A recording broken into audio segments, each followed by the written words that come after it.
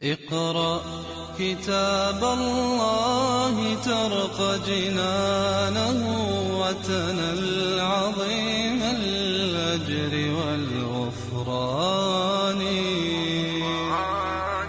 رتله روي القلب من نفحاته كالماء يروي لهفة العطشان.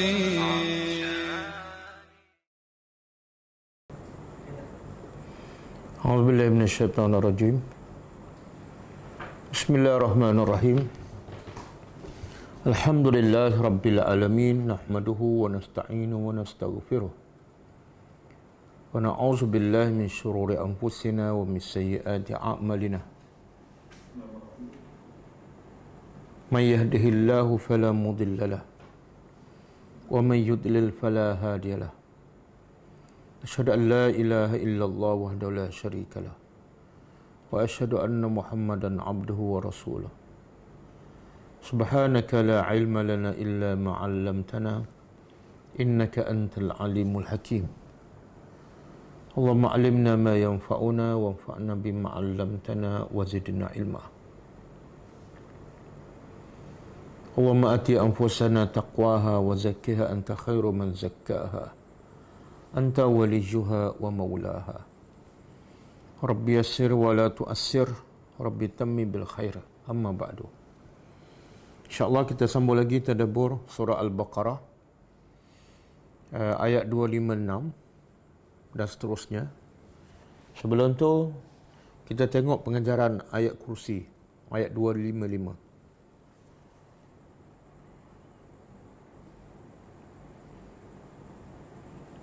Kita tak perlu baca sebab semua dah hafal. Kita tengok terus kepada pengajarannya. Okey, pertama, ayat kursi adalah ayat yang teragung di dalam Al-Quran, kerana ia mengandungi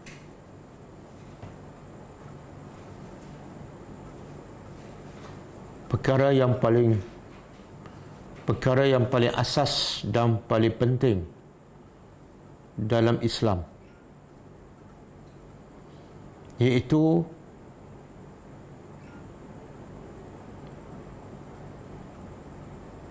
mentauhidkan Allah,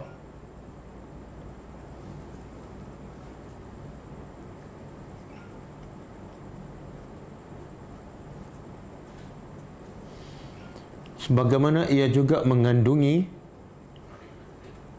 5 nama-nama Allah. Sebagaimana ia juga mengandungi 5 nama-nama Allah.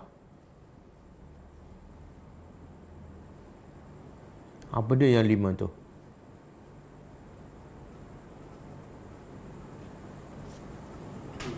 Allah, Al-Hayyu, Al-Qayyum, Al-Aliyyu, Al-Azim. Ada 5 nama Allah dalam satu ayat. Allah, yang kedua Al-Hayyu, yang ketiga Al-Qayyum, yang keempat Al-Aliyyu, yang kelima Al-Azim. Yang kedua, pengajaran kedua,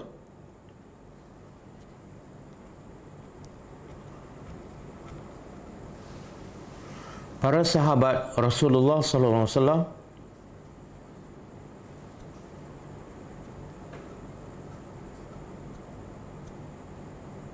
khususnya penulis wahyu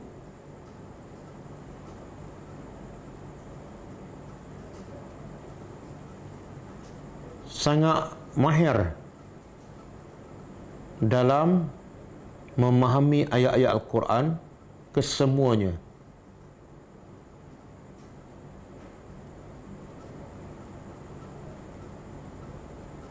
Sehingga mereka dapat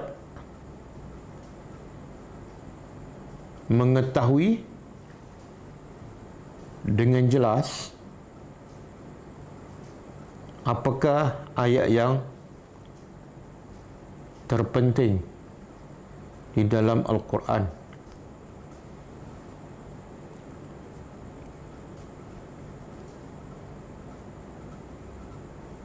Yang ketiga,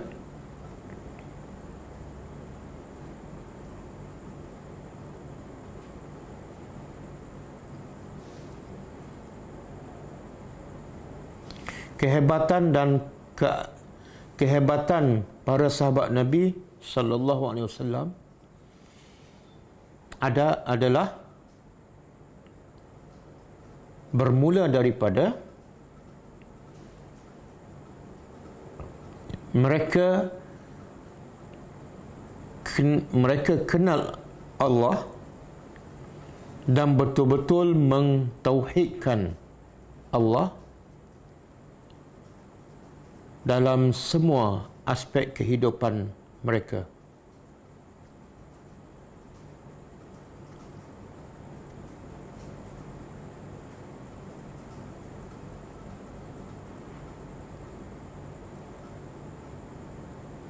Dan kerana tauhid inilah mereka sanggup mengorbankan harta, bahkan nyawa mereka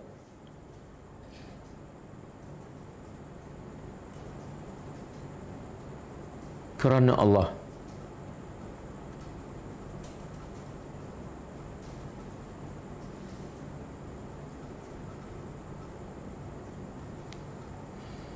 Yang keempatnya, antara sifat utama Allah Subhanahu wa taala ialah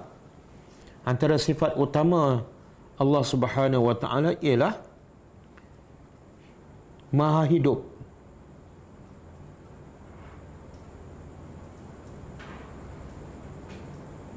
Yang sempurna, yang tidak ada pendahuluan dan pengakhiran.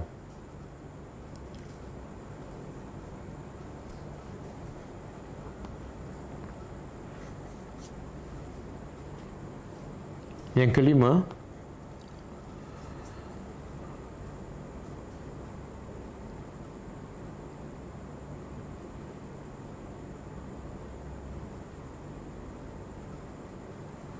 kebesaran dan keagungan Allah juga nampak jelas pada sifat Al-Qayyum, iaitu Allah berdiri dengan sendiri tanpa perlu bergantung sedikit pun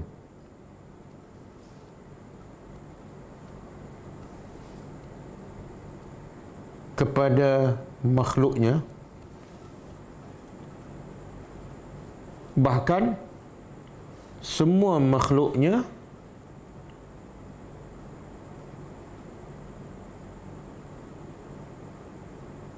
sentiasa bergantung kepada Allah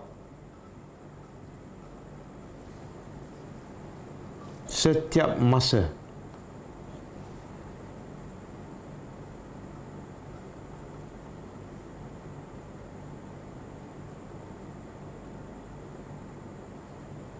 Boleh tulis dalam braket rujuk surah Fatir ayat 15. Untuk poin ini tulis dalam braket rujuk surah Fatir ayat 15. Maksud dia, Allah kata, ya ayyuhan nas antumul fuqara'u ila Allah wallahu huwal ghaniyyul hamid. Wahai manusia, sesungguhnya kamu ni semua fakir.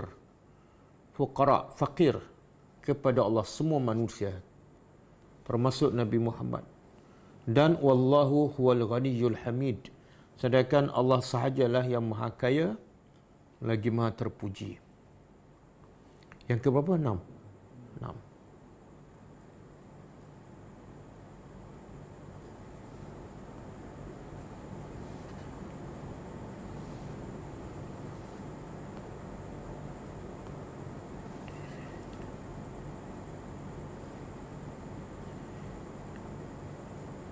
kebesaran dan kehebatan Allah juga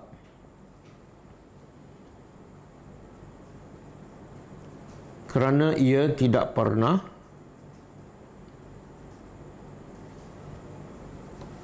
dikuasai oleh mengantuk dan tidur.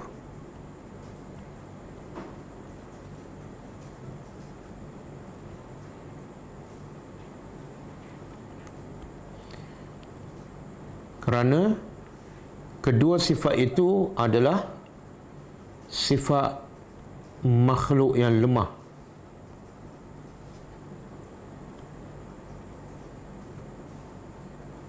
Yang ketujuh,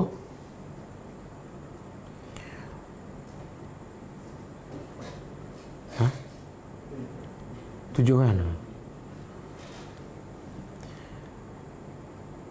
Kebesaran dan keagungan kerajaan Allah yang meliputi semua yang di langit dan semua yang di bumi.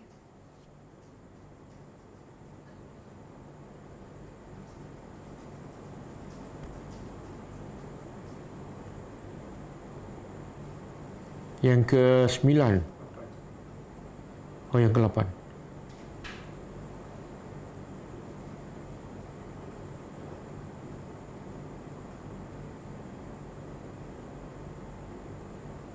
Hanya Allah sahaja yang berhak untuk membuat peraturan dan undang-undang sesama manusia. Kerana dia adalah pemilik secara mutlak kepada semua makhluknya.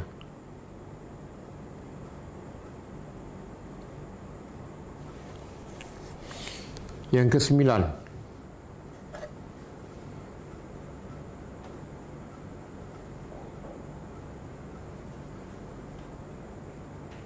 sesiapa yang yakin Tuhannya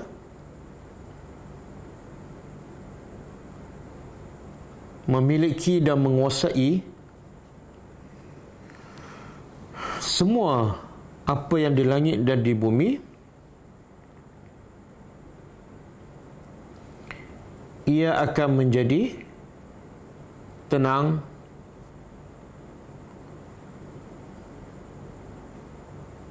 tidak takut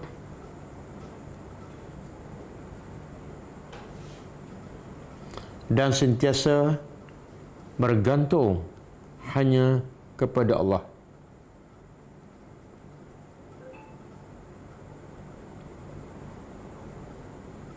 Yang ke-10,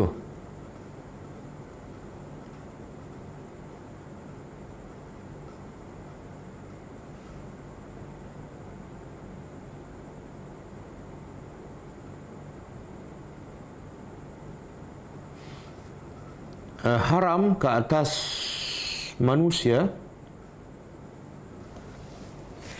merasa kagum dengan apa yang dimilikinya atau yang dilakukannya,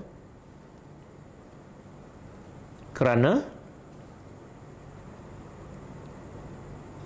semuanya adalah sebenarnya milik Allah.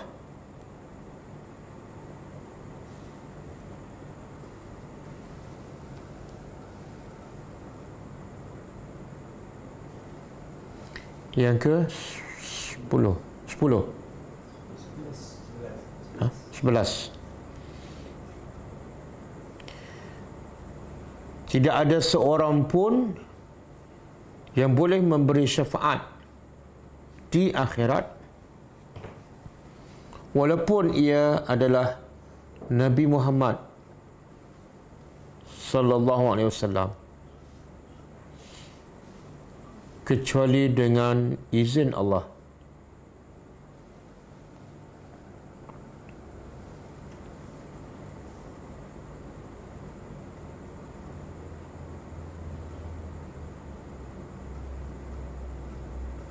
maka wajib bagi setiap manusia hanya menyembah Allah sahaja.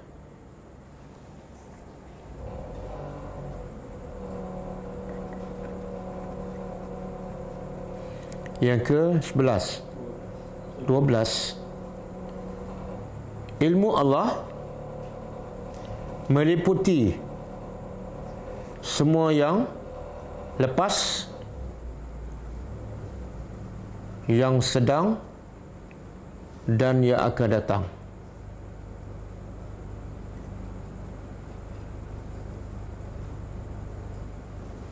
Yang ke-13,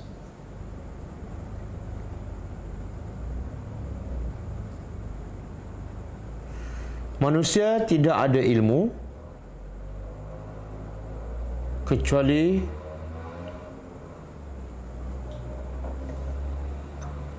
sedikit sahaja yang diberi oleh Allah.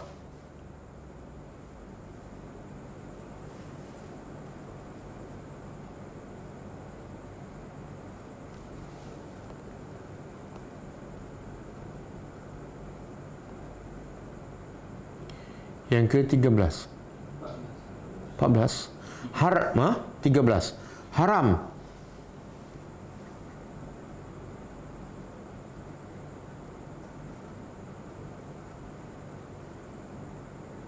mentakwilkan sifat-sifat Allah.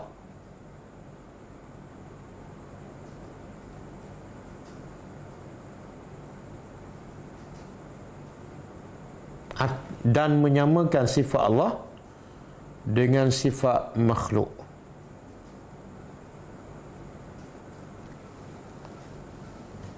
Yang ke-15, 14,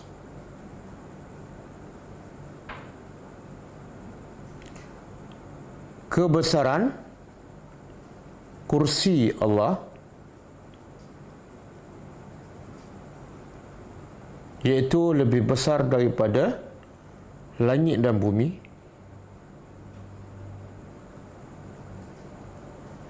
Ia menggambarkan kebesaran dan keagungan penciptanya.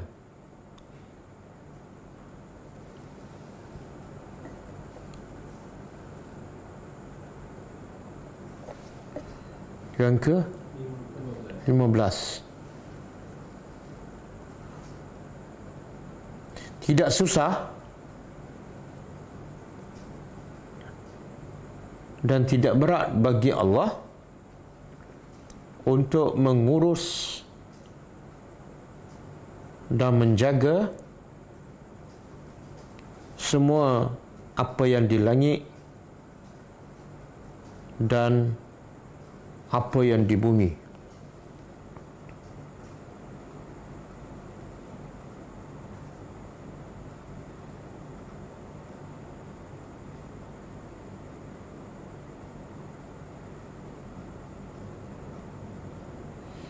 Yang ke 15, 16, Allah Maha Tinggi kedudukan dan sifatnya,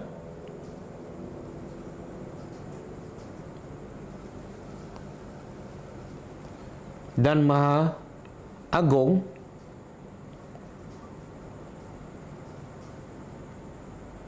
kekuasaan, ilmu,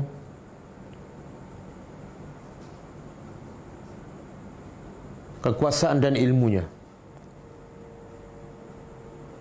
Okey, habis ya. Kita sambung ayat seterusnya.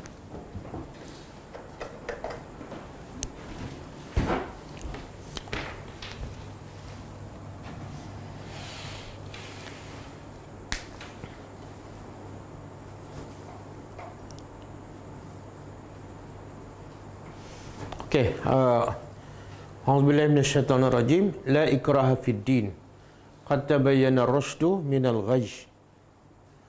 Faman yakfur bit-taghut wa yu'min billahi faqad istamsaka bil urwatil wuthqa lam fisama laha wallahu sami'un alim.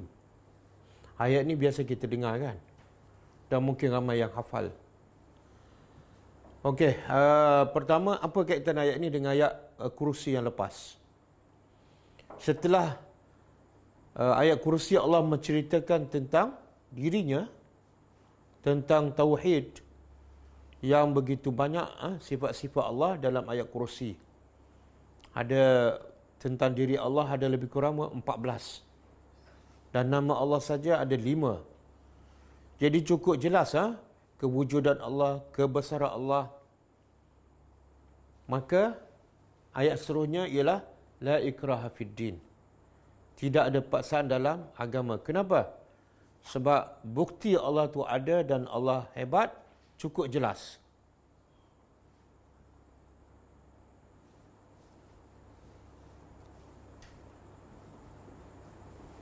Okey.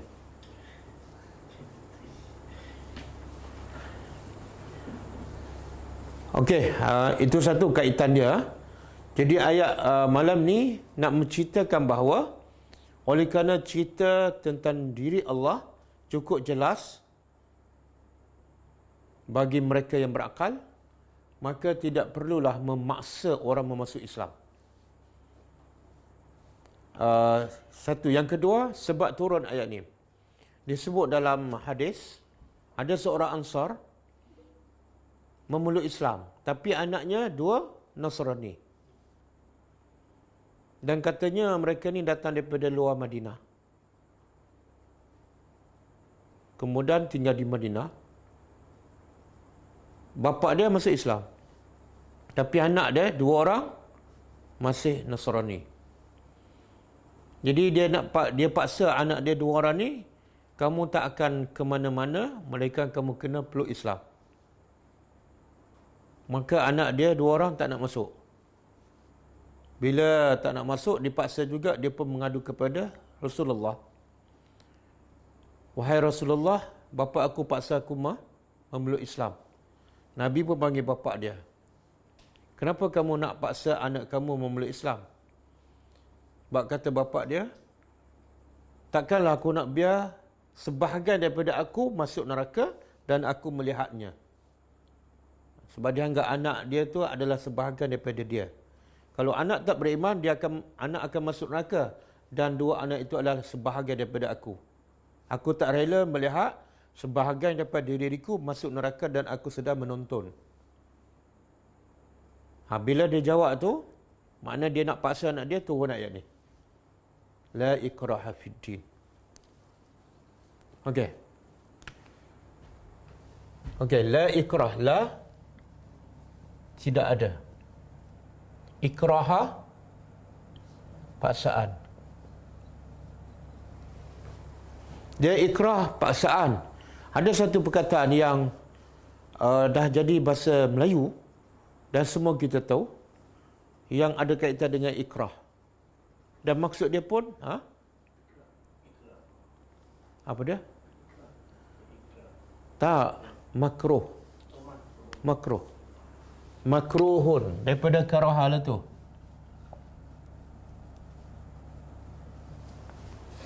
Apa makna makruh? Benda yang tak disukai. Jadi bila paksa, makna kita nak paksa apa yang orang tu tak suka. Okey. Tidak ada paksaan fiddin dalam agama. Agama apa ni? Agama Islam. Mana kita tahu dia alif lam ni dalam bahasa Arab menunjukkan makrifah. Bila makrifah menunjukkan spesifik, iaitu agama yang itu, agama yang jelas. Dan banyak Allah sebut dalam ayat lain kan, inna dina indallahi al-Islam. Sesungguhnya agama yang benar di sisi Allah hanyalah Islam. Dalam ayat lain, wa man yabtaghi ghairal islama wa man yabtaghi ghairal islami dinan falan yuqbala minhu wa huwa fil akhirati minal khasirin. Siapa yang mencari agama selain daripada Islam, Allah tak akan terima daripadanya. Jadi siapa yang mengatakan agama sama, itu adalah dusta. Sebab Allah kata, siapa yang mengambil selain daripada Islam agamanya, Allah takkan terima. Jadi makna yang lain tak sama dengan Islam. Ya Allah terima hanya Islam. Okey. Tiada ada paksaan dalam agama. Din dalam bahasa Arab, dalam Al-Quran ada dua maksud. Din ada dua maksud.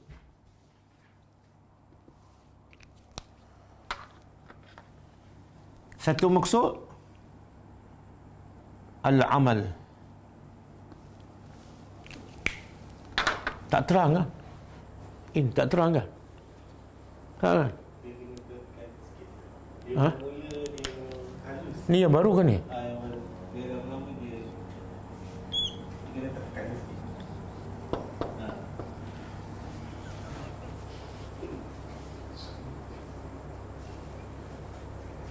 Tak kena. Dia yang besar tu. Saya cuba yang besar.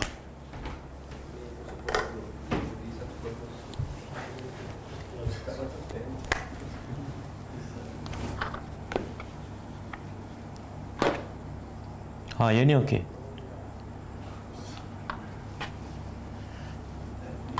Jadi kalau nak hantar makan, hantar yang ni ya. Besar.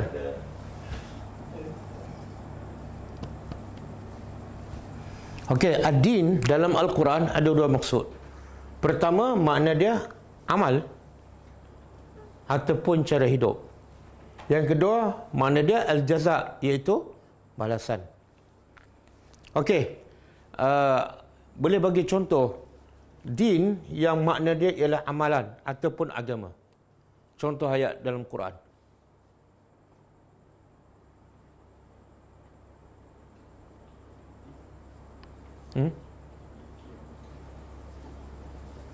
Malik Yaumiddin, cuba terjemah. Raja kepada amalan. Raja kepada hari beramal, bukan? Hari akhirat, bukan hari beramal. Yang tu makna apa? Al-jaza.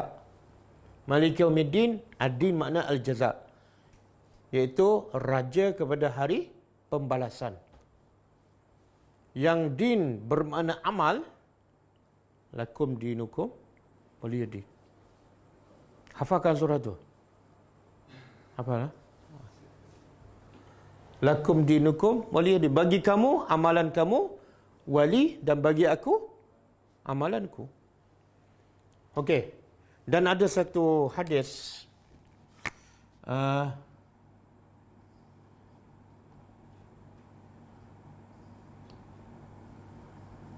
kama tadin.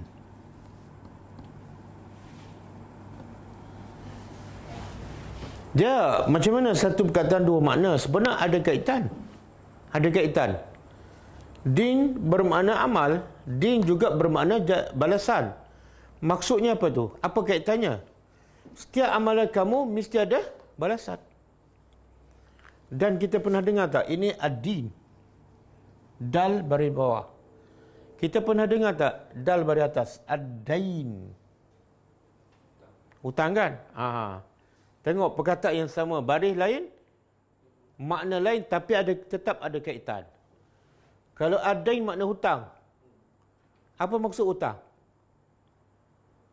Kena bayar. Bila ambil, bila berhutang kena bayar. Makna din pula, dal berbaris bawah. Bila kamu beramal, kamu akan dibalas. Bila kamu berhutang, kamu kena balas balik, iaitu bayar. Dia ada kaitan. Sebab itulah tengok ni. Tudanu kama tadin. Daripada perkataan dana ya dinu. Maksud apa ni? Tudanu, kamu dibalas. Kama tadinu, bagaimana kamu beramal. Macam mana kamu beramal, macam itulah balasannya. Kalau baik, baik. Kalau jahat, jahat. Boleh? Boleh faham tak? Sebab itulah bila kita nak beramal, tengok amalan apa tu. Kalau amalan jahat, fikir 10 kali. Sebab apa? Dia pasti ada balasan. Dan bila kita nak buat amal baik, jangan kedekut, jangan tangguh. Sebab dijamin balasannya. Itu mana ad-din. Okey? Jadi tidak ada paksaan di dalam agama. Soalan dia, kenapa tak boleh paksa? Kita kalau anak kita malah pergi sekolah, kita paksa tak? Paksa ke tak? Paksa kan? Kenapa? Pergi sekolah boleh paksa agama. Pergi sekolah dengan agama mana lebih penting? Agama. Kenapa pergi sekolah yang kurang penting boleh paksa? Agama tak boleh paksa? Bila anak kita sakit, kita paksa tak bagi ubat? Paksa kan? Ubat dengan agama mana lebih penting? Agama. Kalau agama lebih penting, kenapa tak boleh paksa? Ubat pula dipaksa. Faham soalan? Jawapan. Sepenting agama, tak boleh paksa. Berapa ramai yang pukul anak sebab tak pergi sekolah, bukan sebab tak beragama. Anak dia tak pakai tudung kan? La ikraha fid din, tak boleh paksa.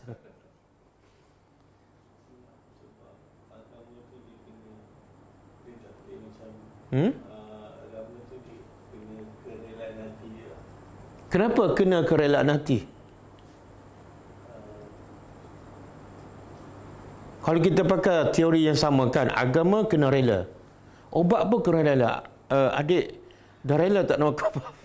Kalau tak rela, jangan makan. Boleh tak guna teori yang sama? Boleh? Okeylah. Awak ni nak pergi hospital ni, rela tak? Tak payah duduk kat rumah je. Jadi apa jawapannya?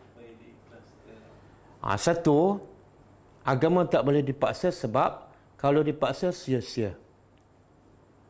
Kalau dipaksa sia-sia. Kalau dia beriman dalam keadaan terpaksa, di akhirat apa jadi kepada orang ni? Di mana tempat dia? Neraka yang mana? Paling bawah. Sia-sia tak ada beriman. Jadi Allah tak akan paksa benda yang sia-sia. Dia bila beriman dia masalah hati kan.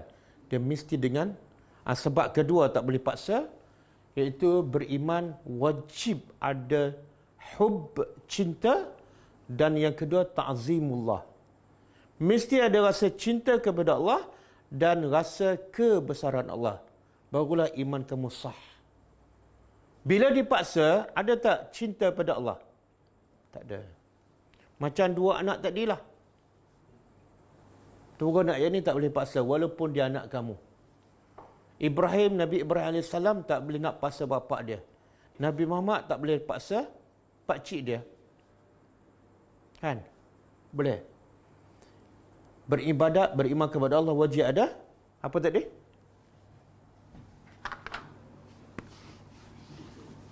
Mesti ada apa?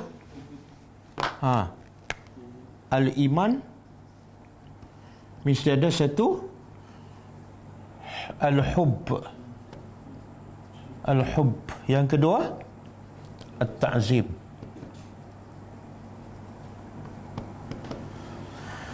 Bila syarat beriman mesti ada cinta. Kalau paksa, tak ada cinta lah. Sia-sia. Dia cinta pada Allah kan? Dia bila cinta pada Allah membawa kepada apa? Bila kita cinta pada seseorang, kita buat apa pada orang tu? Bila kita cinta pada Allah, kita akan buat. Ialah pengalaman kan. Bila kita cinta pada Allah, kita akan buat apa saja walaupun terpaksa mati. Kan? Yang kedua, ta'zim. Ta'zim pula apa kesan dia? Dia dua kesan yang berbeza tu, walaupun ada kaitan. Yang ni cinta mendorong untuk buat semua perintah Allah, walaupun susah, walaupun berat. Ta'zim, bila kita rasa kebesaran Allah, kita tak berani nak buat maksiat. Hebat sangat Allah, malulah. Tak padanlah. Buat maksiat seronok sekejap, tapi Allah bila azab, tak sama dengan azab manusia. Kan? Betul? Jadi bila ini dua syarat, la ikraha fid din. Tak boleh nak paksa. Dan sebab ketiga, tak boleh nak paksa.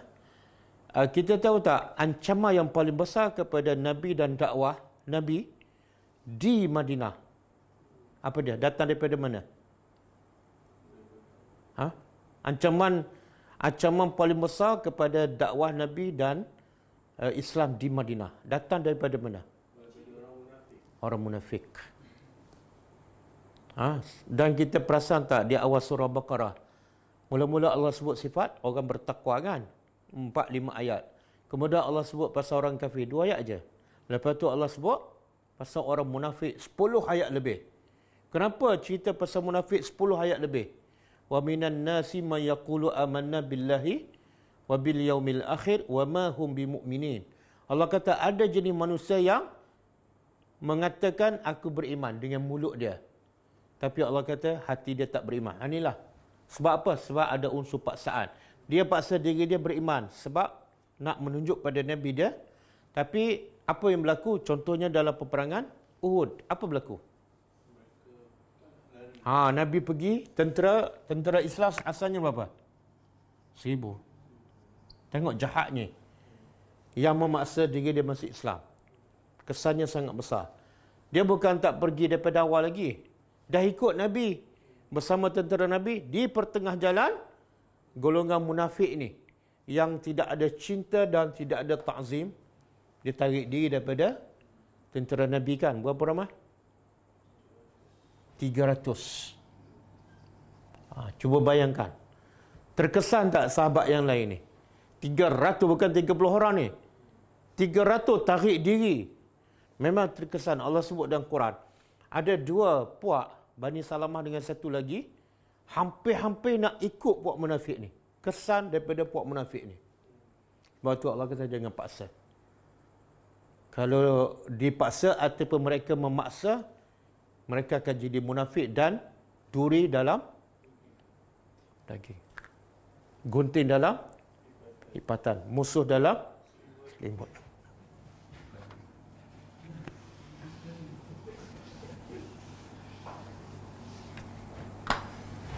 Okey. Dan ini yang Allah bagi tahulah sebab tak boleh nak paksa. Qad tabayyana, sesungguhnya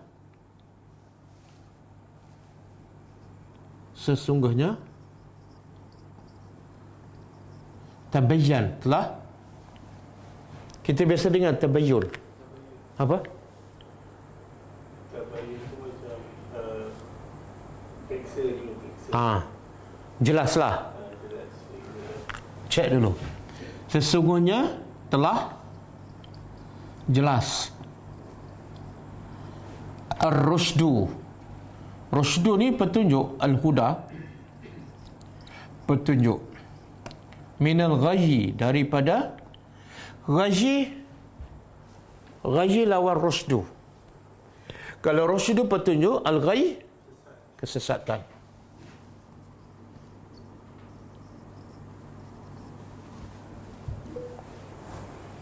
Dia apa beza ar-rusydu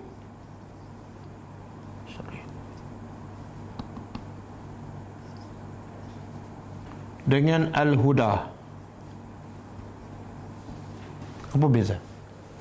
Kalau kita terjemah, rusydu pun petunjuk, al-huda pun petunjuk. Tapi dalam bahasa Arab, mana-mana perkataan yang berbeza tak mungkin sama 100%. Mesti ada perbezaan dari segi makna. Ar-rusydu lawan dia apa dah? Al-ghayyu.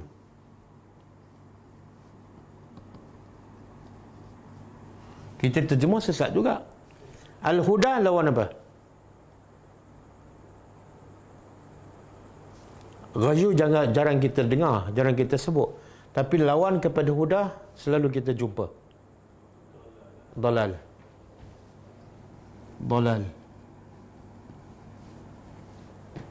Jadi dalam Quran, kalau Allah sebut ar-rusydu, dia bermakna al-huda. Kalau Allah sebut al-huda saja, dia juga bermakna ar-rusydu. Tapi kalau sebut dua-dua, ada perbezaan. Apa perbezaan? Rusydu ni istiqamah dalam bab ilmu. Istiqamah dalam bab beramal. Al-huda istiqamah dalam bab ilmu. Itu je beza. Kalau disebut dua-dualah, maka maknanya berbeza, iaitu al-huda istiqamah menuntut ilmu, ar-rasydu istiqamah beramal. Sebab itulah huda ni petunjuk kan. Kita belajar macam mana nak pergi ke syurga kan. Rasydu pula kita beramal apa yang kita dah belajar. Okey. Jadi sekarang di sini apa kaitan ni? Tidak ada paksaan dalam agama. Lepas tu Allah kata apa? Sesungguhnya telah jelas petunjuk dibanding dengan kesesatan. Cukup jelas. Apa kaitan dengan ayat tidak ada paksaan dalam agama?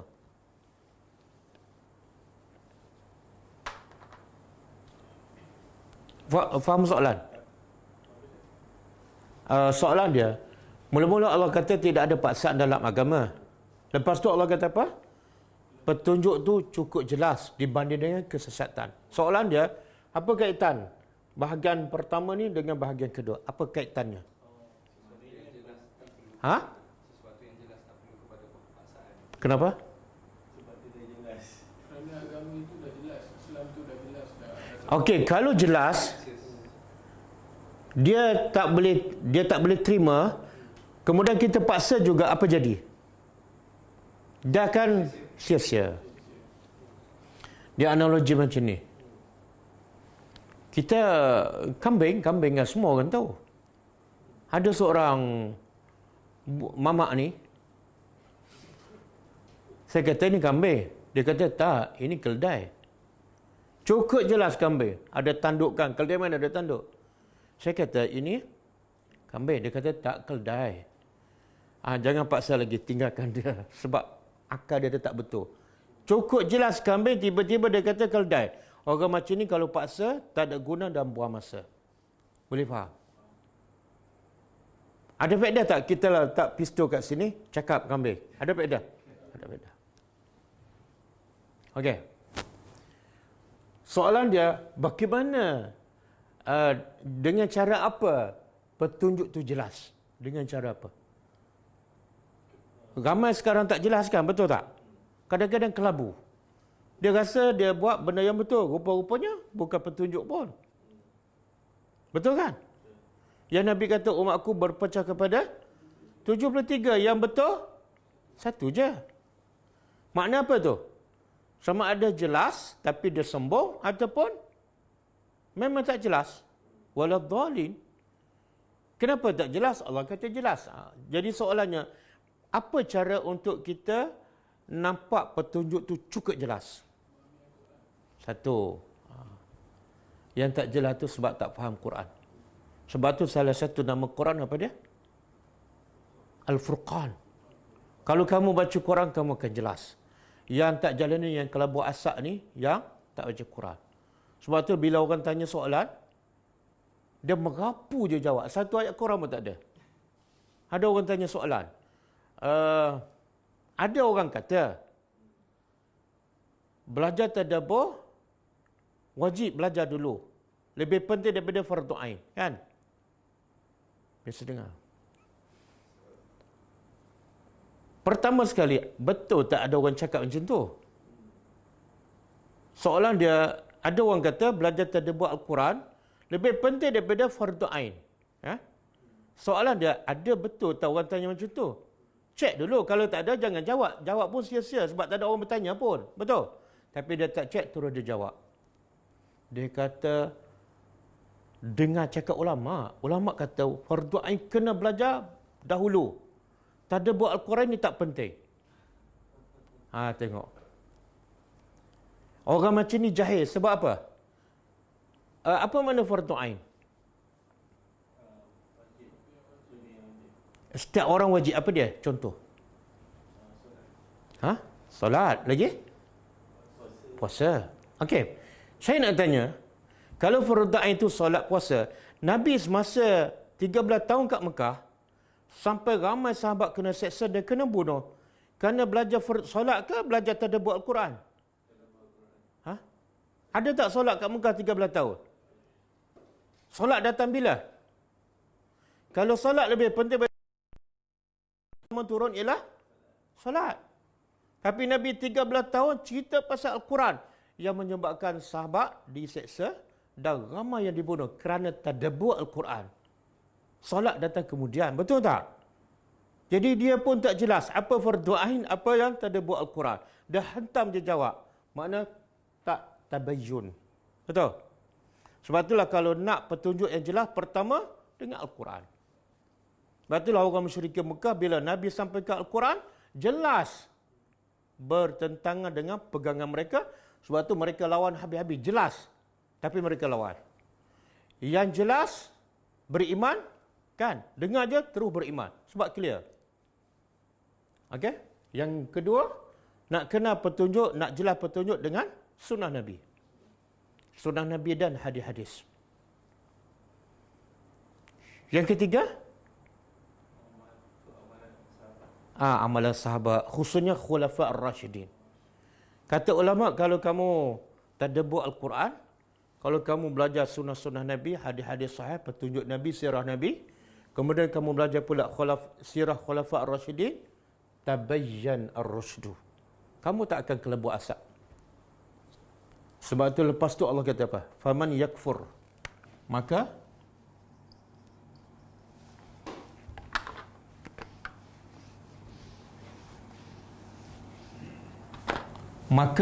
yakfur. Siapa?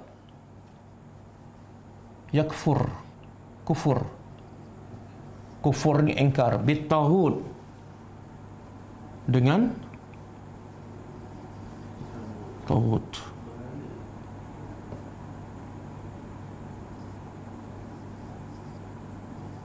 Apa makna taghut?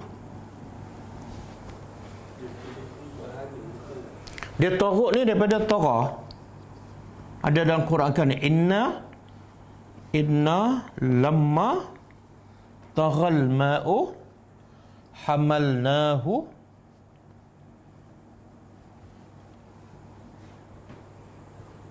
ini kisah Nabi Nuh. Allah kata apa? Inna, sesungguhnya kami, lamma tagha. Taghut tu daripada tagha. Apa makna? Melampau. Apa yang melampau? Air. Apa maksud air dah melampau? Iaitu air dah melepasi gunung. Maka hamalnahu, kami pun bawa Nabi Nuh di atas kapal. Jadi tagha, kalau ikut maksud ayat ni, ialah melepasi hadnya. Okey? Dan di sini maksud dia ialah sesiapa saja yang menyembah selain daripada Allah, taghutlah dia. Sesiapa yang menyembah selain daripada Allah, itulah taghut. Sebab dia telah melampaui batasnya sebagai seorang hamba Allah. Okey, macam mana kita nak kenal taghut? Kata ulama, taghut ni ada 3 jenis. Taghut ada 3. 1, ma'bud. Yang kedua, matbu'.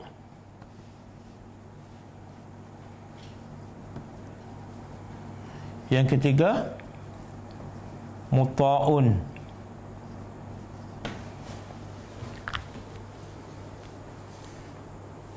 Okey. Taghut tadi apa makna? Ada dari segi bahasa. Istilahnya iaitu apa sahaja yang disembah selain daripada Allah. Secara umum dan secara detail ada 3 jenis. Pertama, ma'bud. Ma'bud apa makna? Yang disembah selain daripada Allah. Seperti berhala, matahari, pokok, kan? Semua yang selain daripada Allah, taghutnya ialah bentuk ma'bud yang disembah. 1. Yang kedua, matbu'. Bukan dalam bentuk penyembahan, tapi bentuk ikut. Matbu' daripada tabi'. Kita ikut siapa ni? Biasa kalau ikut ni bukan orang ada kuasa lah. Kita follow je. Kita ikut ulama-ulama, tok guru yang buat benda yang salah. Itu adalah taghut. yang buat khurafat, yang buat benda-benda yang syirik kepada Allah. Dia bukan, kita bukan sembah tapi ikut taugut juga. Ada kan? Yang ketiga, muta'. Muta' mana? Yang ditaati. Apa maksud? Biasa yang kita taat ni kepada siapa? Pemimpin yang ada kuasa. Jadi taugut ada 3 jenis. Pertama, yang disembah. Berhala ke. Yang kedua, yang jenis ikut. Ikut guru. Ramai kan ni. Apa guru dia buat, semua dia ikut. Sampai dia buat sambutan untuk guru dia kan. Mula mukadimah cakap pasal Nabi 5 minit. Lepas tu cakap pasal guru dia 1 jam. Itu matbuk. Yang ketiga jenis taat pada pemimpin membuta tuli, taugut. Boleh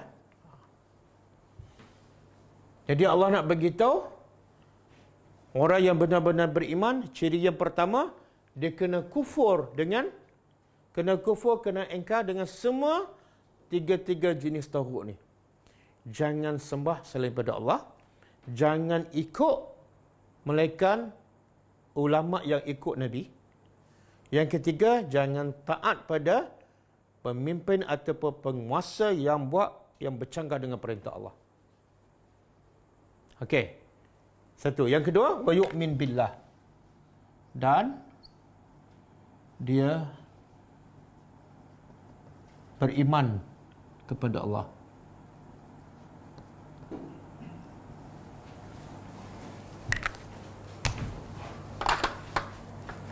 Dia beriman kepada Allah. Allah sebut apa dulu? Kufur kepada taugut dulu, baru beriman kepada Allah. Yang mana lebih penting? Beriman kepada Allah dulu, baru kufur kepada taugut, ataupun kufur kepada taugut dulu, baru beriman?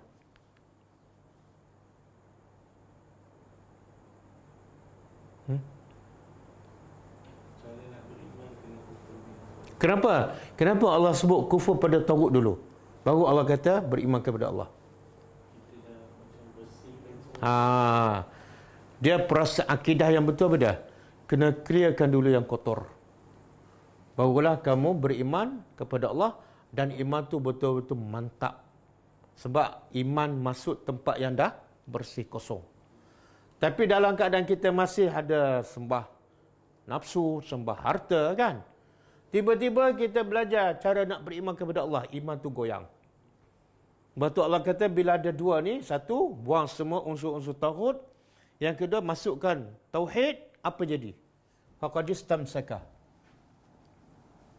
Maka sesungguhnya istamsaka, dia telah dia beza masaka mim sin kaf. Masaka pegang. Tapi kalau tambah alif sinta, istamsaka. Bila dalam bahasa Arab, bila tambah huruf, makna bertambah. Iaitu pegang betul-betul. Pegang kuat-kuat. Pegang sungguh-sungguh. Maka sesungguhnya dia telah cepat. Saya tak tahu pasal apa cepat sangat. Ada lagi dalam kotak, cuba tengok yang merah.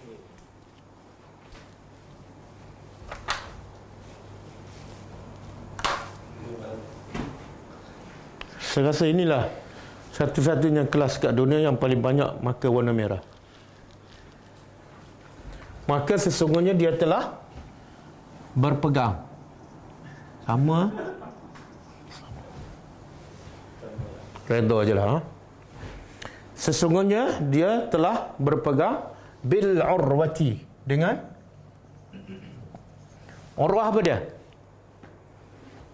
Dia terjemah apa tu? Tali. Tali al-wusqa. Bukan. Tengok bahasa Arab tu. Dia kalau Kalau paling besar dalam bahasa Arab, akbar. Kan? Kalau perkataan tu muzakkar. Kalau perkataan muannas yang paling besar, kubra. Kubra. Yang ni sama dengan kubra. Pattern dia sama. Kubra, wuska. Sebab apa? Sebab ini perkataan muannas. Urwati muannas. Kalau sini perkataan muzakkar, sini jadi apa? Al-awsaq. Al-aw sama dengan akbar, awsaq. Contohlah, al-qalam. Al-qalam, muzakkar ke muannas? Muzakkar. Mana tu? Bila tak tahu, tembaklah tu. Ada al-qalam muzakkar sebab jawapannya sebab tak ada merbutah, kan? Tak ada, maaf. Okey, kalau saya kata qalam yang paling kuat, al-qalamu al-awsaq. Bukan kuat, paling kuat.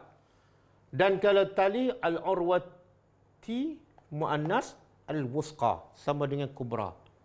Apa yang Allah nak beritahu? Siapa yang buang semua taghut dalam hati dia, yang kedua, masuk ke iman, dia telah berpegang dengan tali yang paling kukuh. Bukan kukuh saja. Kemudian Allah tegaskan lagi, lepas tu dia. Allah tegaskan lagi tali yang paling kukuh. Lam fisama laha, tidak akan putus.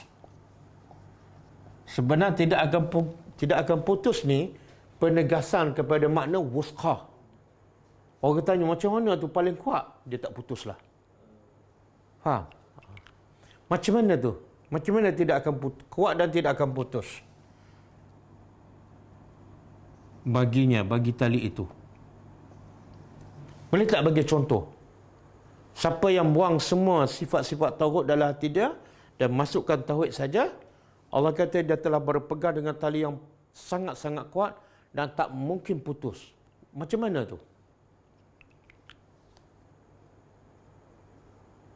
Ataupun boleh bagi contoh tak? Contoh yang Allah sebut dalam Quran. Orang yang ada dua ni, satu buang tauhid, yang kedua dia beriman, dia memang iman dia mantap, tak akan goyah. Walaupun datang hujan sebesar mana pun. Ahli sihir, betul. Tukang sihir kan? Sebelum tu dia kufur dan buat kerja sihir tu berpuluh tahun.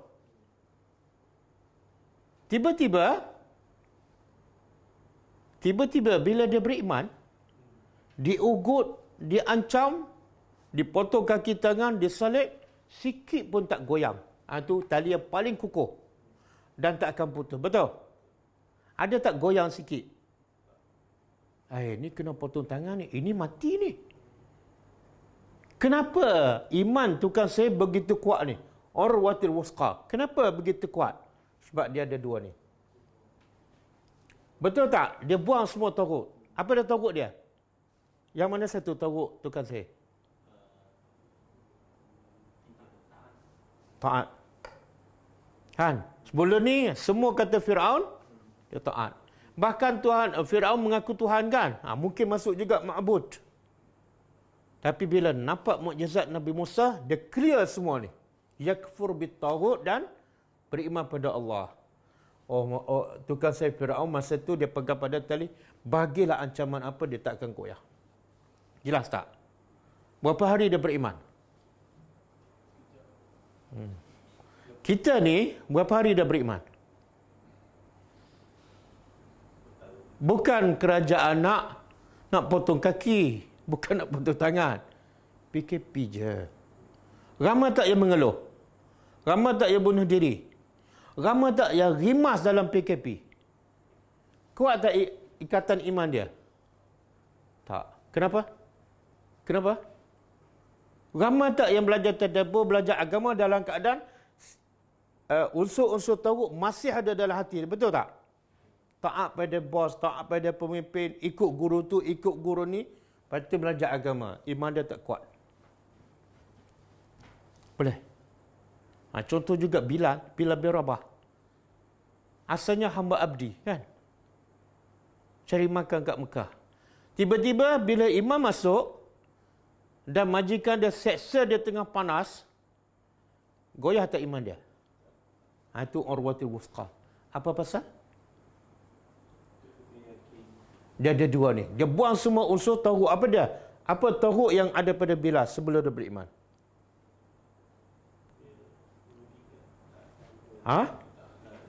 Muta'. Taat. Sehingga hamba suruh apa, semua dia buat. Kan? Macam majikan dia tu Tuhan, kan? Tapi bila imam masuk, dia buang tauhid, dia beriman pada Allah, tak goyang. Tak, ini maksud dia tak putus ni. Sumayyah dan Yasir sampai mati, mana iman dia tak putus. Boleh faham tak? Kita ni dah belajar agama, dah belajar tadabbur. Tapi bila ada ujian, goyang. Sebab apa? Ni ada lagi unsur tauhid. Kadang-kadang kita percaya pada amalan tertentu. Kadang-kadang kita takut pada hantu. Betul? Nak bangun pukul 2 pagi kencing pun takut. Bang, boleh tak teman saya pergi tandas? Suami dia tanya, berapa kilometer? Jadi kalau ada takut macam tu, bila ada hujan, goyang. Kan? Boleh ke? Okey, lepas tu Allah kata apa? Wallahu, dan Allah sami'un, maha mendengar. Alimun, maha mengetahui. Allah dengar apa ni? Allah dengar apa? Allah dengar apa yang kamu ucapkan. Apa dia? Betul tak kamu berkata, kamu engkar semua tauhid? Allah dengar. Kadang-kadang orang ucapkan, tapi hati dia tak, Allah tahu. Sebab itulah kata, saya dah clear semua tauhid. Allah dengar. Betul, dalam hati saya pun, saya hanya beriman pada Allah. Allah tahu. Kan? Tengok-tengok ujian kena buang kerja. Mengamuk. Kan? Mengamuk.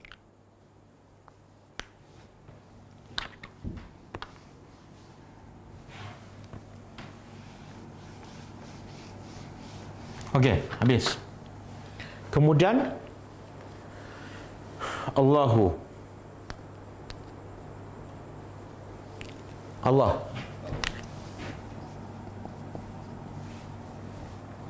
waliyu. Apa makna wali? Wali ni banyak makna. Ada makna pemimpin, ada makna wali kahwin, ada makna penjaga. Tapi di sini apa makna dia? Wali di sini, kalau Allah tu makna pelindung. Allah pelindung. Kita kalau kata polis pelindung, seronok tak? Seronok. Walaupun kadang-kadang tak seronok juga. Allah pelindung kepada siapa ni? Bukan pada semua. Allah hanya pelindung kepada allazina amanu. Orang-orang yang mereka beriman. Subhanallah. Ramai nak dilindungi oleh syaitan, dilindungi oleh musuh, kan? Dilindungi oleh segala musibah. Betul tak? Tapi dia cari pelindung yang tak selamat. Kadang-kadang dia berlindung dengan manusia, kadang-kadang dengan ustaz, kadang-kadang dengan amalan yang salah. Satu-satu pelindung yang selamat ialah Allah. Dan syarat nak jadikan Allah sebagai pelindung kita dan dijamin selamat, apa dia? Apa dia? Lah dalam inilah Allah pelindung pada orang beriman. Maknanya kalau nak Allah jadi pelindung kamu, ini je. Jadilah orang beriman. Nak jadi orang beriman yang betul-betul, apa dia? Buang semua tauhid dan masuk iman sahaja. Jangan ada sikit rasa takut pada pemimpin, takut pada bos, takut pada orang, takut pada suami, kan? Kadang-kadang suami tak solat, nak tegur pun takut. Kadang-kadang anak tak solat, nak tegur pun takut. Takut anak mengamuk, takut anak lari.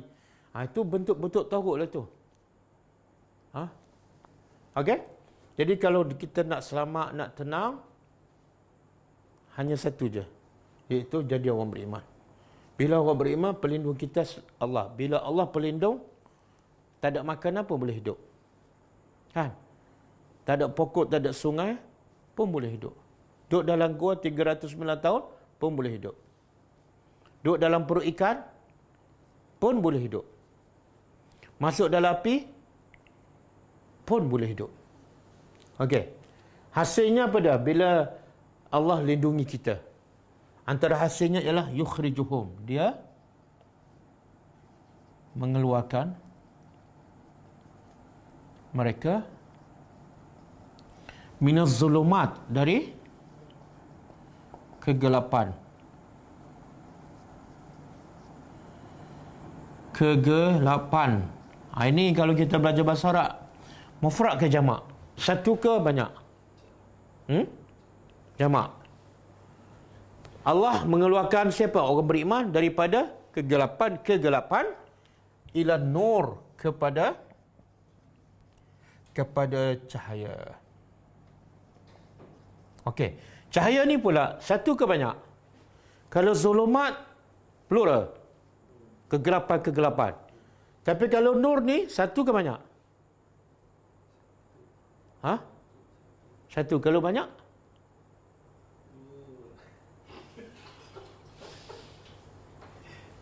Apa dia?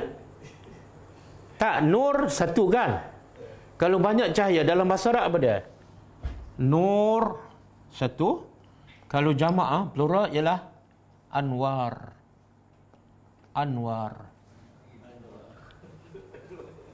Ibrahim. Anwar tu jamak tu, cahaya-cahaya. Okey. Jadi kenapa Allah kata bila orang tu beriman, Allah keluarkan dia daripada kegelapan banyak kepada cahaya yang satu. Sepatut keluar daripada kegelapan yang banyak kepada cahaya-cahaya yang banyak. Faham soalan? Jawapan. Yang kegelapan pula? Kegelapan banyak. Contoh? Contoh? Sebab tu Nabi kata 73 golongan kan sesat. Yalah, apa kegelapan yang banyak tu?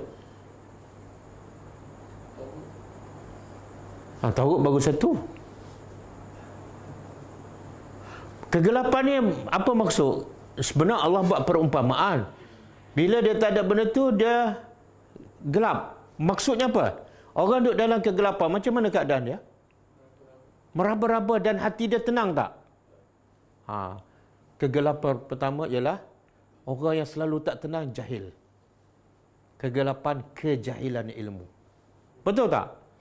Bila ada masalah, dia tak ada ilmu, dia tembak, dia redah aja. Tengok-tengok dia buat benda haram. Sebab apa? Puncanya jahil. Kegelapan yang pertama jahil. Kegelapan yang kedua, bila jahil membawa kepada kegelapan yang kedua dan paling bahaya, kufur kepada Allah. Tak kena Allah, automatik dia akan syirik. Kemudian kegelapan yang ketiga, maksiat. Maksiat kan? Kan Nabi sebut dalam satu hadis, seorang hamba tu bila buat dosa, apa berlaku? Bila buat dosa, hatinya akan satu titik hitam. Alah, satu je Ustaz. Nanti dulu. Kalau dia bertobat, Allah padam. Kalau dia tak bertobat, buat lagi dosa, tambah lagi. Akhirnya hatinya hitam. Itulah kegelapan. Punca apa? Maksiat. Dan punca-punca maksiat apa dah? Kejahilan. Sebab tu Allah kata, nak hilangkan semua kegelapan apa dah? Jadilah orang beriman. Dan keluar kepada cahaya. Cahaya tu satu. Hidayat satu je. Boleh faham? Sama lah ni. Telah jelas petunjuk daripada kesesatan. Maknanya dalam hidup ni ada dua je. Kalau tidak petunjuk, sesat. Kalau tak sesat, walaupun Nabi kata umat dia berpecah pada 73, sebenarnya dua je. Satu masuk syurga, yang neraka 72 tu. Dua je. Dan bila sahabat tanya, siapa yang dapat petunjuk? Nabi jawab apa? Siapa yang ikut aku dan sahabat aku, bukan ikut ulama. Jawapan enggak, kena ikut ulama. Kena belajar fardhu ain, ikut ulama. Siapa ulama? Kan jahil tu. Kan jahil.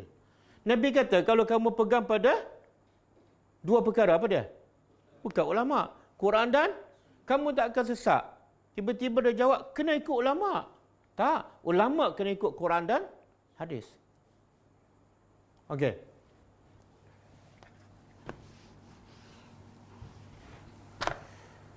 Masa dah habis lah.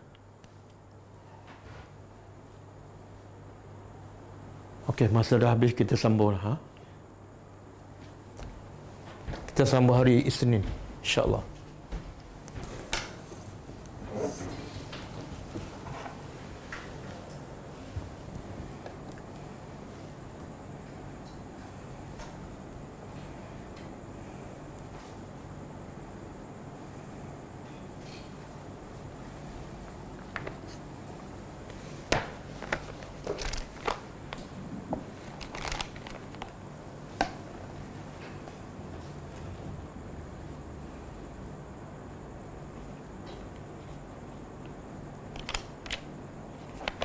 Okey, kita baca ni dosa-dosa yang dianggap biasa. Dosa yang ke-34. Dosa yang ke-34.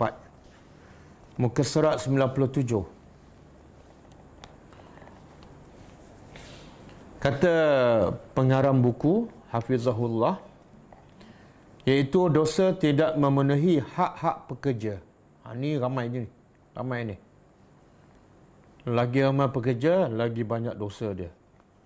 Kata penulis, dalam hubungan antara pemilik usaha atau majikan dengan pekerja, Nabi SAW menganjurkan disegerakan pemberian hak pekerja. Ni bukan tak bagi ni, lewat. Itu pun dah satu dosa. Nabi bersabda, "U'tu al-ajira ajrahu qabla an yajiffa araquhu."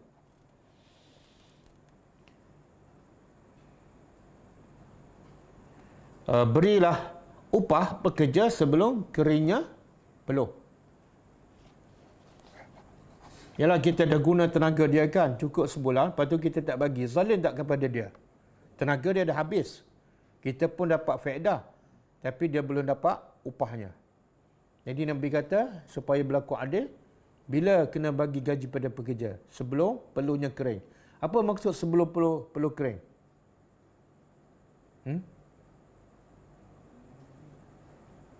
Mana sebelum dia selesai bekerja lah. Kalau peluh kering tu makna dah selesai kerja. Okey. Jadi kalau ikut gaji bulanan, kalau 30 hari bulan, yang terbit bagi bila? 29.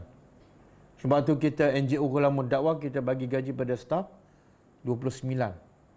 Kalau boleh saya nak bagi awal lagi 28 kan. Sebab apa takut ni? Takut berdosa. Kadang-kadang orang nak beli makanan anak kan, nak bayar sewa rumah, kita melewatkan. Okey, salah satu bentuk kezaliman di tengah masyarakat Muslim adalah tidak memberikan hak-hak para pegawai, pekerja, karyawan ataupun buruh sesuai dengan yang seharusnya.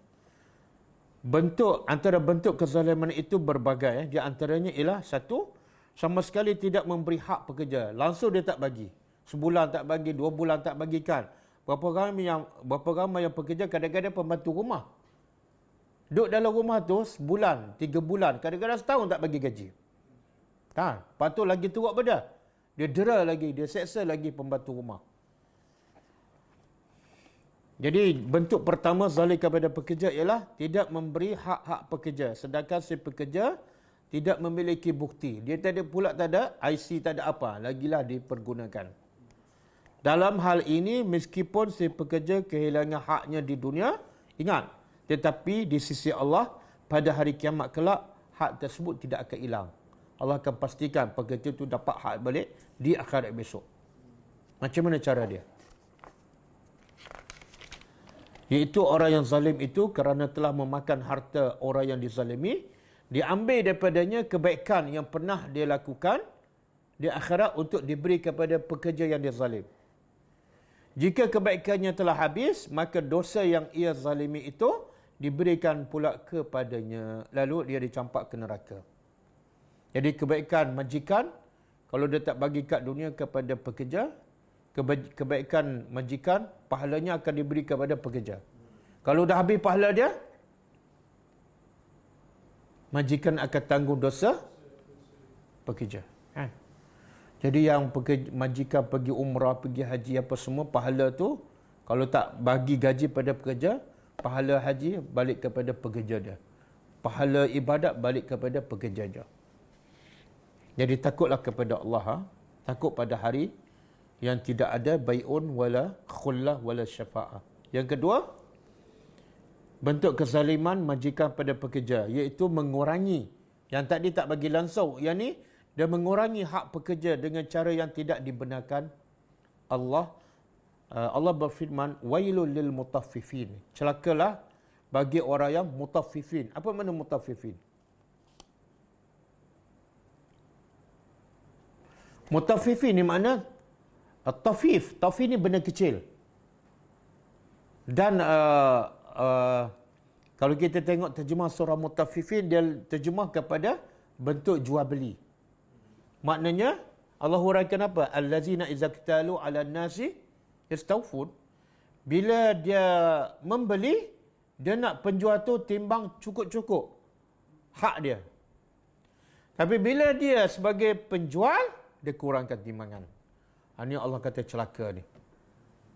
Iaitu orang yang bila hak dia nak cukup, bila hak orang dikurangkan. Ini celaka.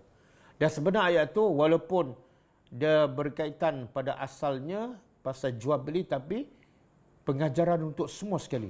Iaitu mana-mana pekerja, mana-mana majikan, hak dia nak apa dia?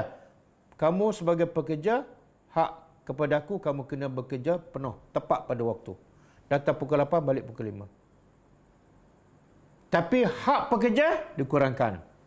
Kamu ni nampak kerja main-main, saya kurang gaji. Kan? Majikan ni Allah kata, wailun, celakalah. Kan? Potong sana, potong sini kan. Makan pun kurang, makan satu pinggan je, tak boleh tambah. Ada tu. Sebab kamu ni malas sangat. Kerja malah nak makan 2 pinggan. Hari ni 1 pinggan je. Besok kalau malah lagi, 1/2 pinggan. Zalim. Hal itu sebagaimana banyak dilakukan pemilik usaha terhadap pekerja yang datang daripada daerah ataupun daripada kampung. Di awal perjanjian mereka sepakat terhadap upah tertentu. Tetapi jika si pekerja telah terikat dengan kontrak dan memulai pekerjaannya, pemilik usaha mengubah secara sebelah pihak saja isi perjanjian, lalu mengurangi dan memotong upah pekerja dengan berbagai alasan.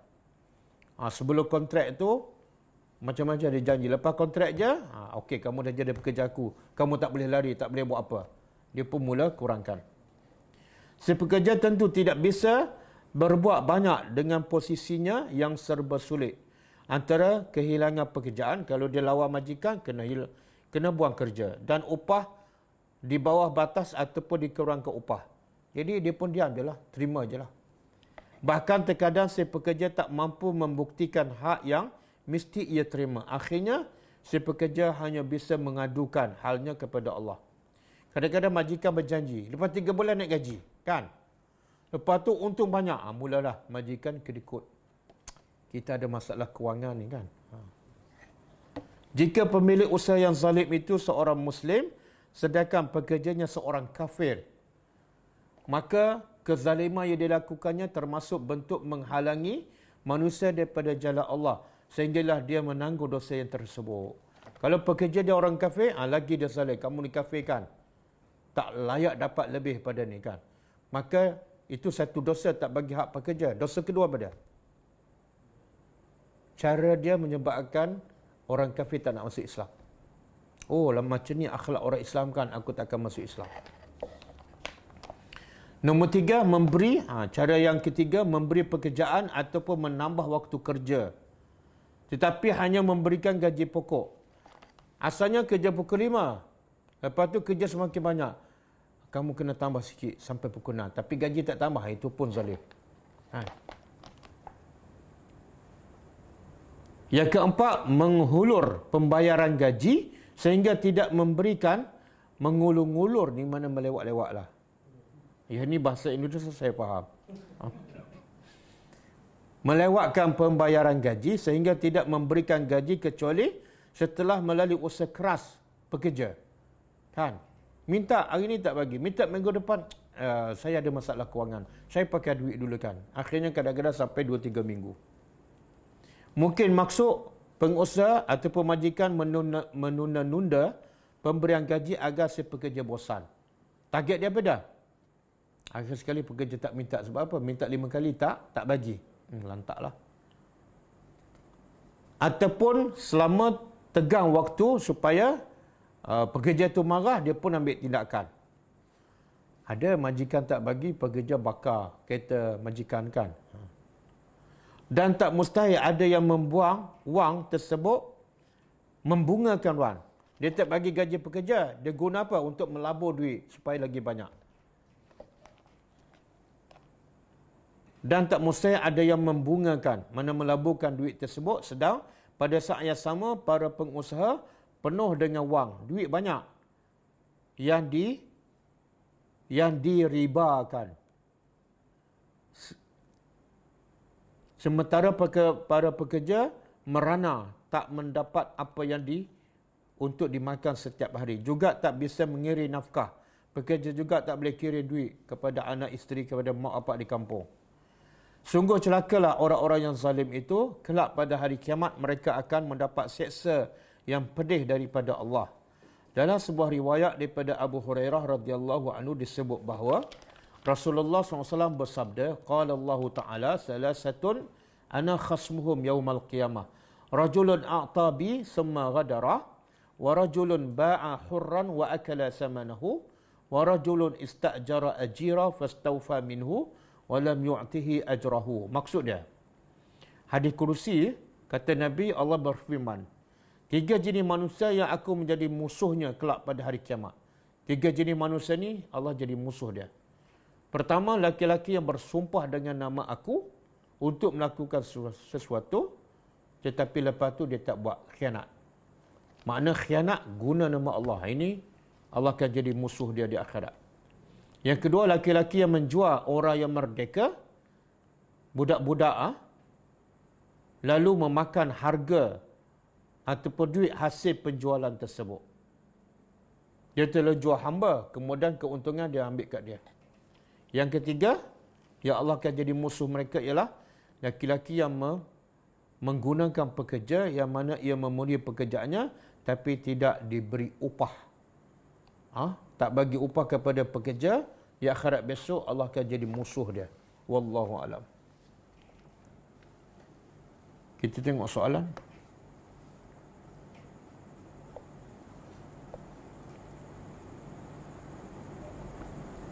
Assalamualaikum Ustaz.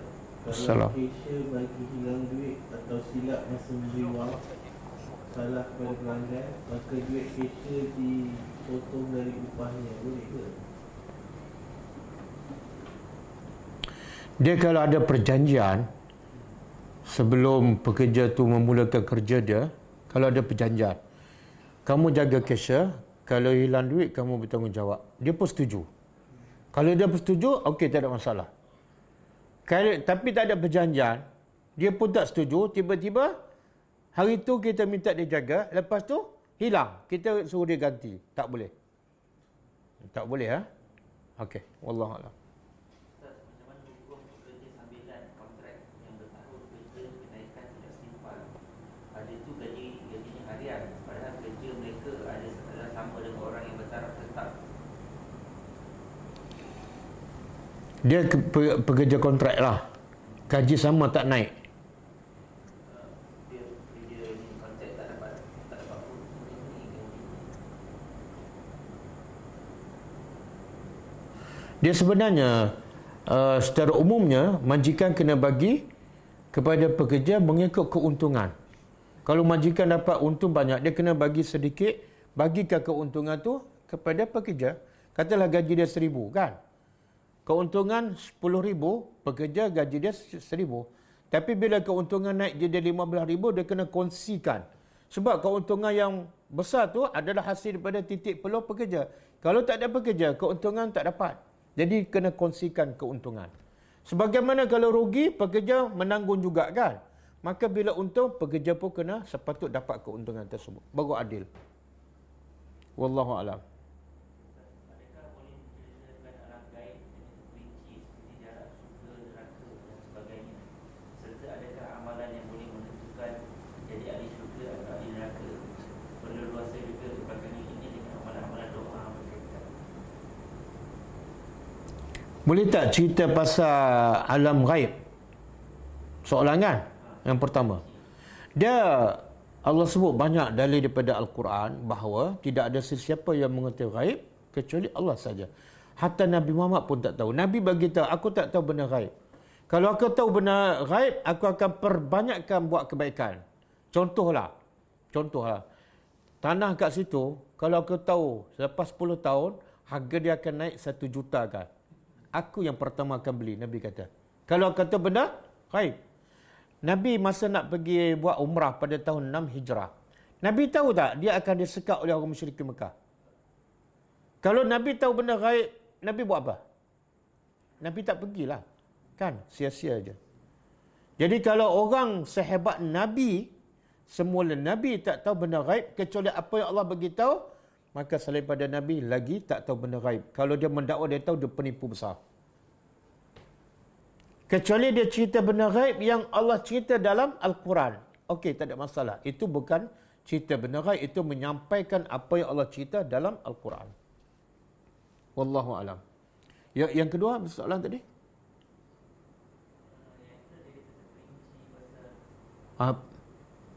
Dia pasal doa-doa apa? Doa apa? Dia semua kalau bukan bersumber daripada keranjangan layanan, itu adalah talbisu iblis. Sebab tu kata Ibn Qayyim, kalau manusia tahu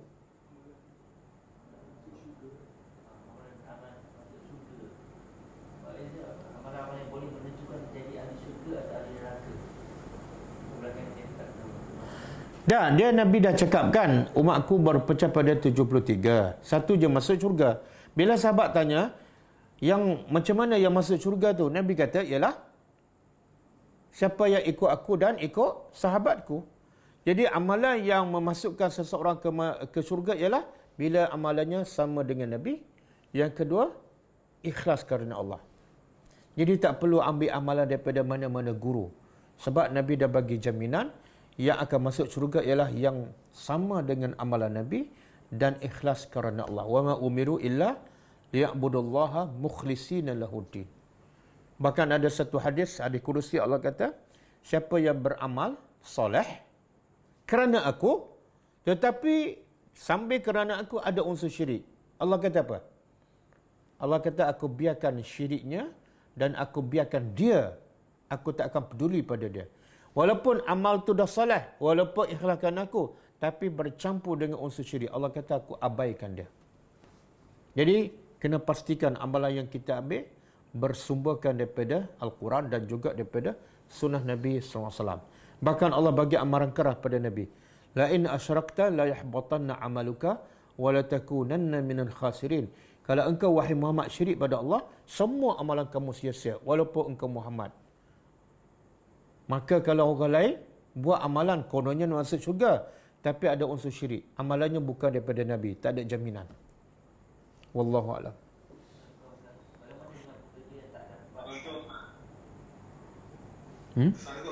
Waalaikumsalam warahmatullahi. Jika seorang pemuda tu dia membeli satu barangan dengan modal mungkin RM10, tapi dia menjual di kedainya sampai 3 kali ganda, adakah itu boleh, Ustaz? Dia ulama kata, dia ukuran dia bukan 3 kali ganda, bukan 4 kali ganda. Ukuran dia ialah harga pasaran. Kalau kita beli RM10, harga pasarannya ialah RM50. Kita boleh jual RM50. Sebab itu harga pasaran, tidak ada unsur kezaliman. Tapi kalau harga RM10 dan di pasaran RM50, contohlah. Tapi kita jual 150, itu zalim. Wallahu a'lam. Ustaz, bagaimana dengan pekerja yang tak hadir kerja tanpa alasan dan tidak dapat dihubungi? Bagaimana dengan upah beliau? Dia pertama kena tanya kan. Jangan terus menghukumlah. Mungkin dia ada masalah. Tanya, kemudian kalau dia tak datang tu boleh dimaafkan, bagilah gajinya. Kalau dia memang saja malas, maknanya dia dah, mindset dia akan terimalah risikonya. Sebab dia sengaja buat pilihan tak nak datang, maka kita boleh potong gaji dia.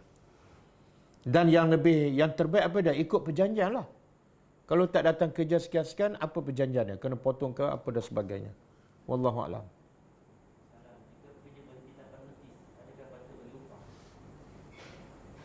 Kalau kita ada rahmat dalam hati, bagilah.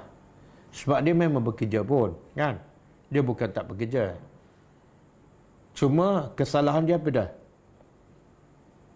Berhenti tanpa notis. Kalau saya lah, kita ada rahmat, bagilah. Bukan rugi pun.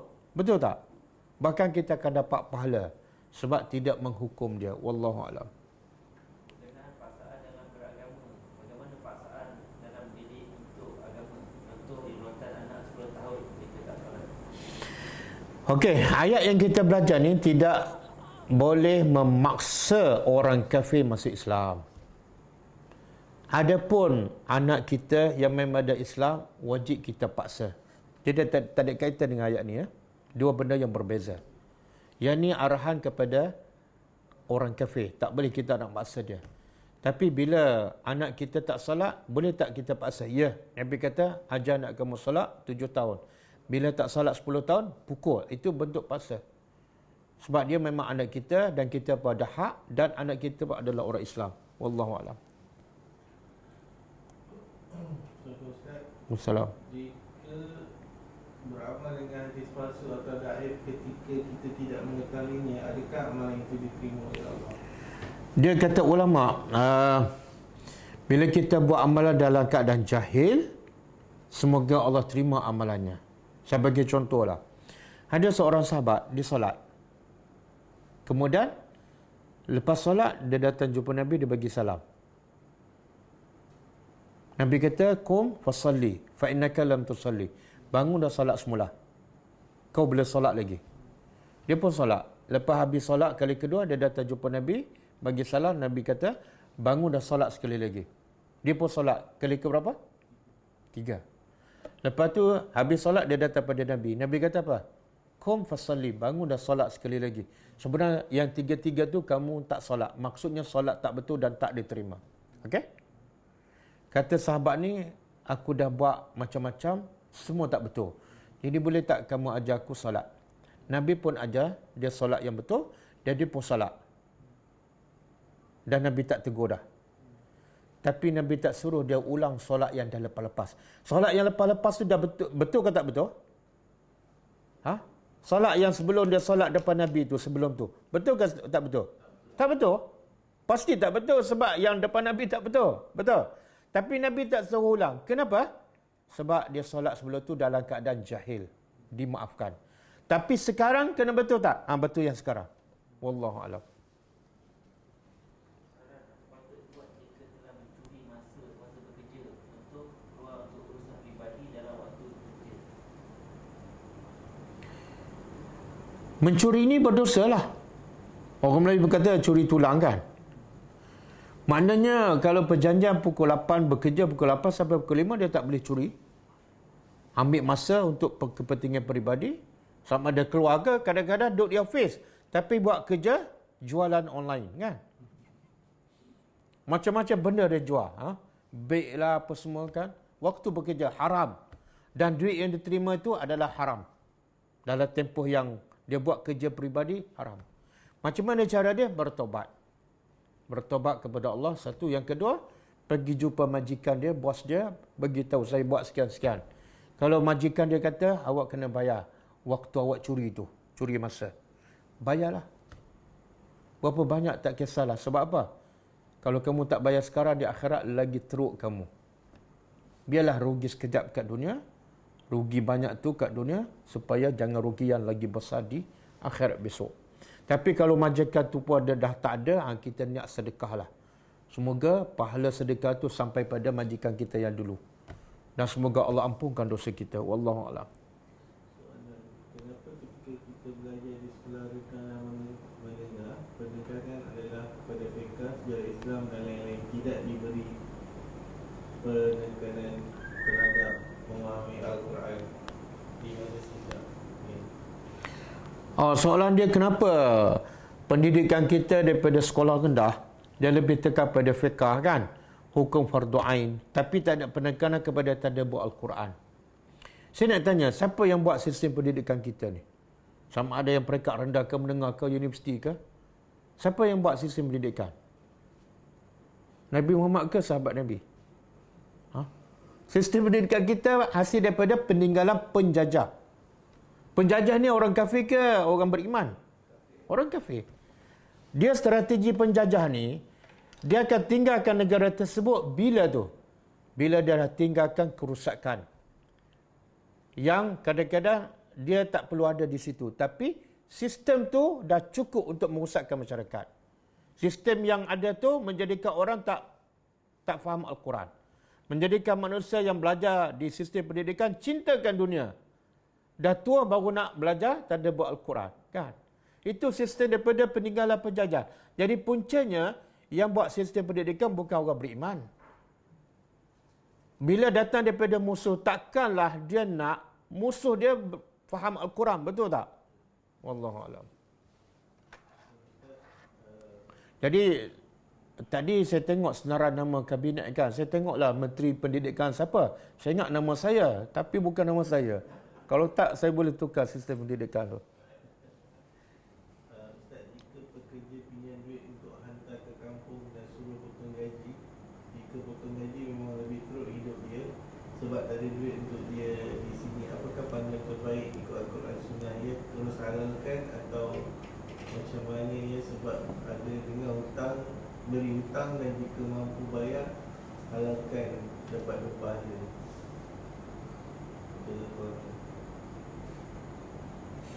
Tak jelas soalan. Maknanya dia bagi duit, dia bagi pinjam duit dekat pekerja dia, Ha? nak gaji sebab dia nak ada ke kampung. Ha. Lepas tu Edwan lah. lepas tu bila dah hujung bulan tu, gaji yang dia dapat tu sikit, tak cukup untuk dia sebenarnya. Jadi macam majikan ni tak sampai hati lah. Tak, dia sekarang kalau nak bagi advance pada pekerja kan, dia itu bukan zalim sebab jumlah gajinya akhirnya sama je. Sama je. Jadi tak ada kaitan dengan kezaliman. Cuma kalau majikan kesian, naiklah gaji. Naik gaji. Ini soalan apa ni?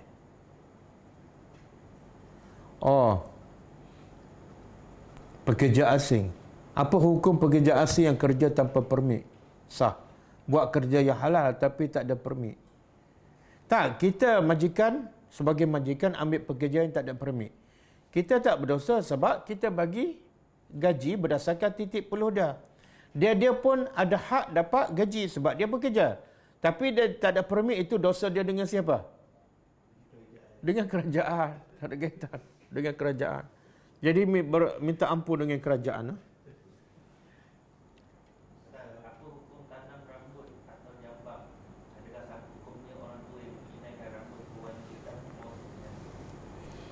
Dia tanam rambut ni lebih kurang hukum dia haram sebab dia lebih kepada mengubah ciptaan Allah. Mengubahlah. Kenapa nak tanamkan kalau dah botak? Percayalah yang Allah cipta walaupun botak adalah terbaik. Jadi jangan risau rambut kamu botak, tapi risaulah hati kamu botak iman.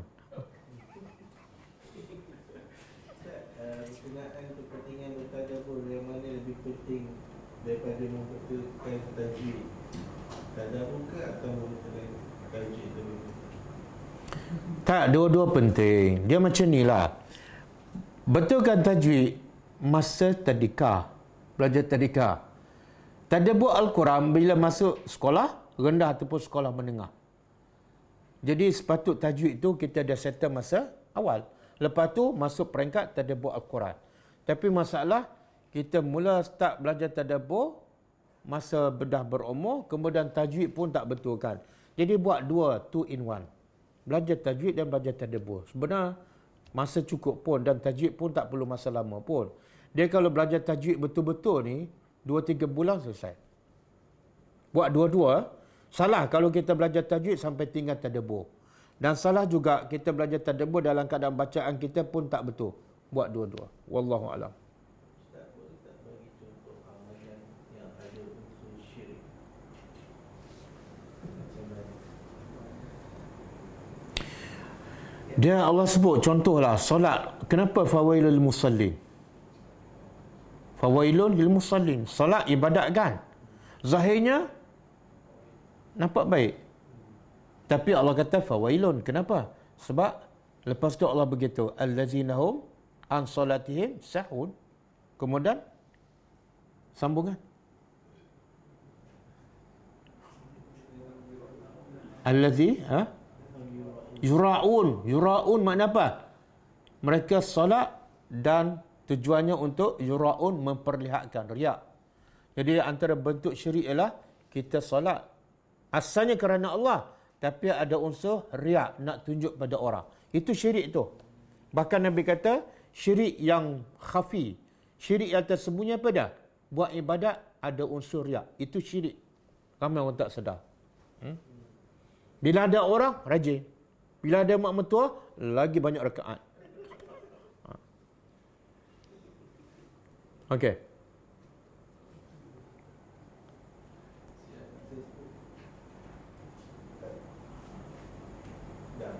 Dah. Okey. Cukup lah. Kita jumpa lagi insya-Allah pada hari Isnin, pagi Isnin ni pukul 10.30 insya-Allah. Dan kita tutup dengan membaca tasbih kafarah. Subhanakallahumma wa bihamdika asyhadu an la ilaha illa anta astaghfiruka wa atubu ilaik. Assalamualaikum warahmatullahi wabarakatuh. Waalaikumsalam. Jazakallahu khairan. كتاب الله ترق جنانه وتنى العظيم